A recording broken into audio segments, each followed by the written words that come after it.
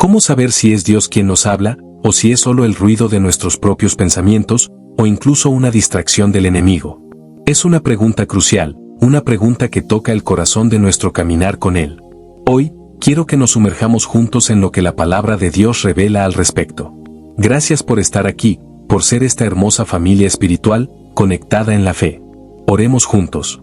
Señor Jesús, gracias por tu palabra que es una lámpara a nuestros pies. Te damos toda la gloria. Ven a abrir nuestros corazones hoy para recibir tu verdad. Que tu pueblo diga, amén. En un video anterior, vimos cómo discernir la voluntad de Dios. Hoy, quiero ir más allá. ¿Cómo nos habla Dios concretamente?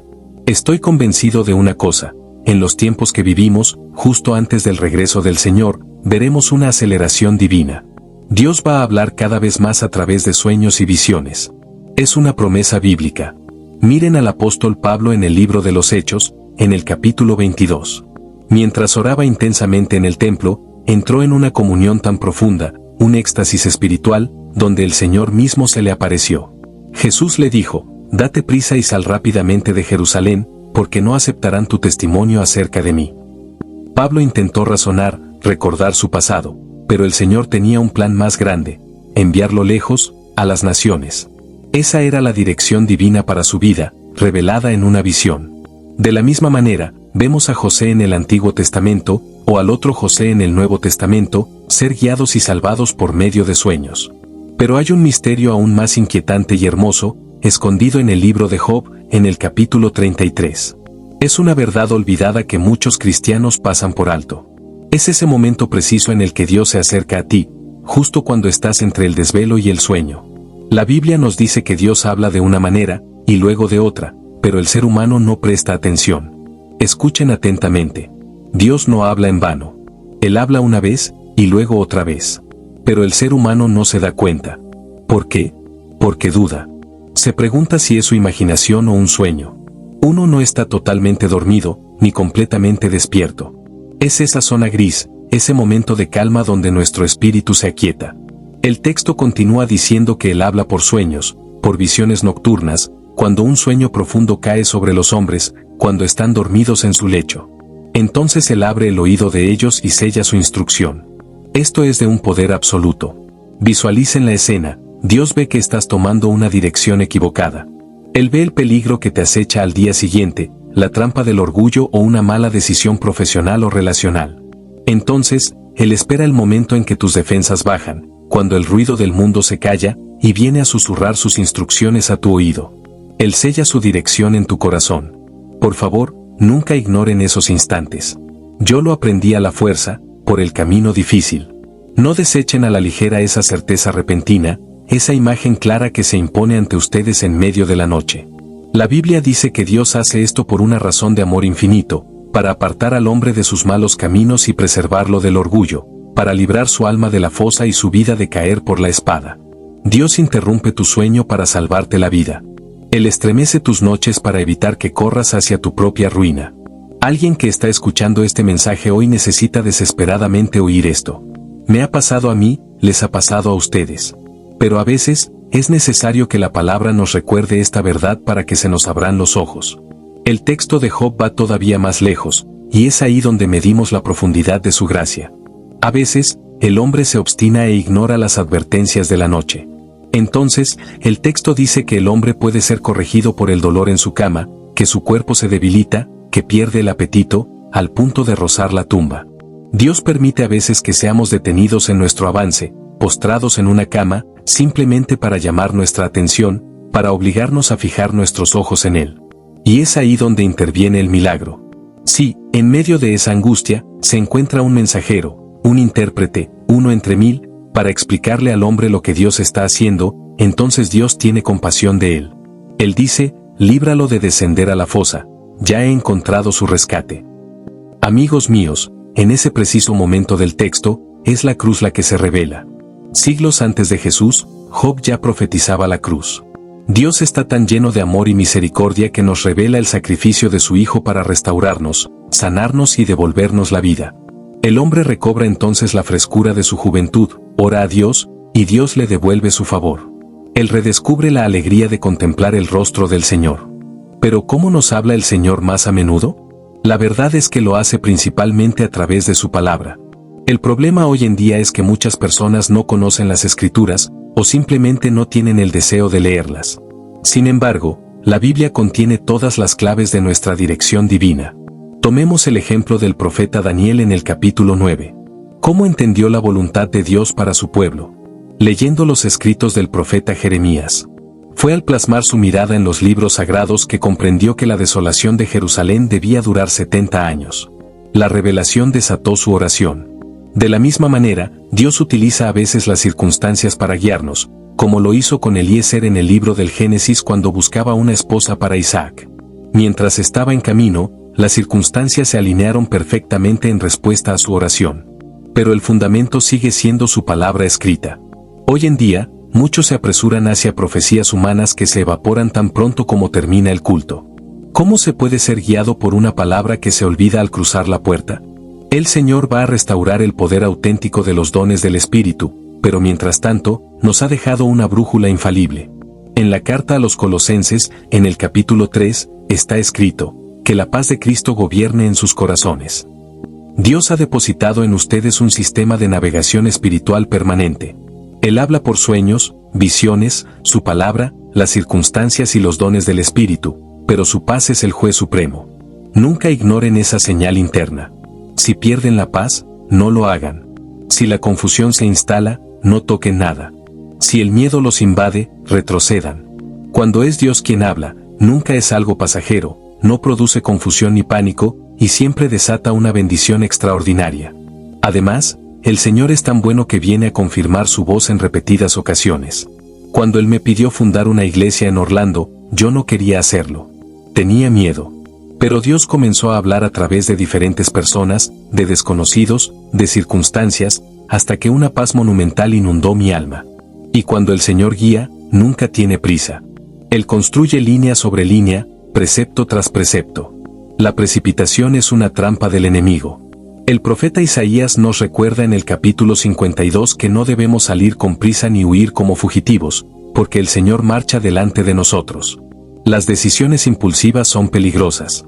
Dios se toma su tiempo para alinear las cosas, y el resultado final de su voz es el nacimiento de una fe inquebrantable en sus corazones.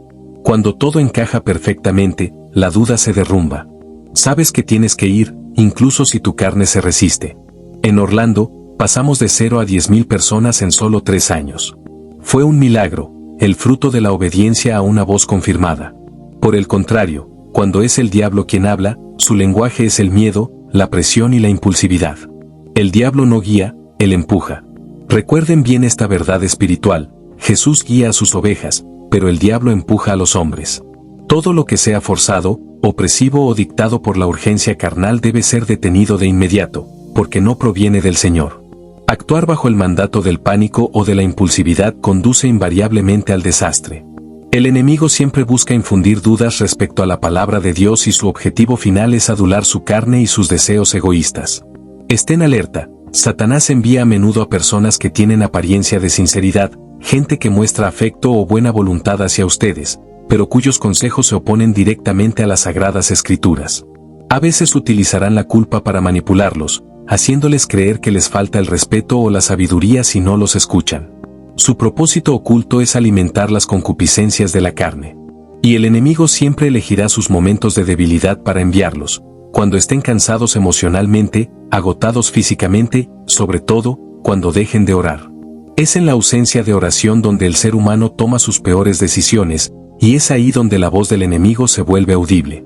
Por último, ¿cómo reconocer cuando es solo su propio espíritu, su propia imaginación la que les habla?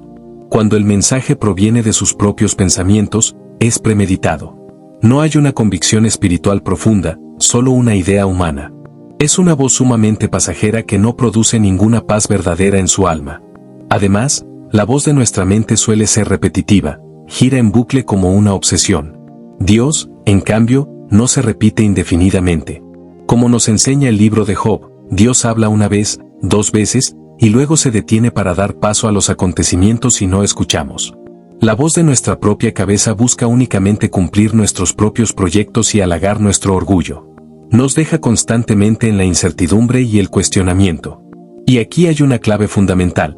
Cuando ustedes son los únicos que escuchan esa dirección y nadie más a su alrededor la percibe o la confirma, es la señal evidente de que se están hablando a sí mismos. Cuando Dios habla, también les habla a los demás para confirmar su plan. Escuchar el propio pensamiento en detrimento de la Biblia es caminar en tinieblas. El profeta Isaías lo resumió así en el capítulo 8, a la ley y al testimonio. Si no dijeren conforme a esto, es porque no les ha amanecido. Sin la palabra de Dios como fundamento, no hay ninguna luz en nosotros. Volvamos a las Escrituras para reaprender a escuchar su voz auténtica.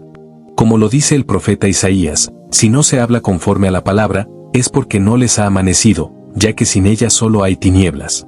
Cuando el Señor me pidió fundar esta iglesia en Orlando, actué como Gedeón.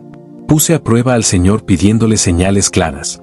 Yo viajaba por el mundo desde los 21 años en el ministerio de evangelización y sanidad, y a finales de mis 20 años, no quería para nada establecerme de forma fija para dirigir una iglesia local.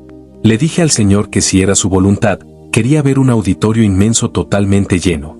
Y el milagro ocurrió, la sala desbordaba de gente. Después le pedí un edificio, y Él nos dio un lugar específico en Gore Street. Entonces me acordé del consejo de un precioso hombre de Dios que decía que para estar seguro de la voluntad de Dios, había que hacerle las cosas difíciles al Señor y fáciles para uno mismo. Así que le pedí lo imposible, recibir todo un departamento de música en un solo día. Mientras me encontraba en Jacksonville, un pastor ofreció espontáneamente enviarme a su propio director musical con todo mi equipo para ayudarnos. Así fue como comenzó esta obra en marzo de 1983.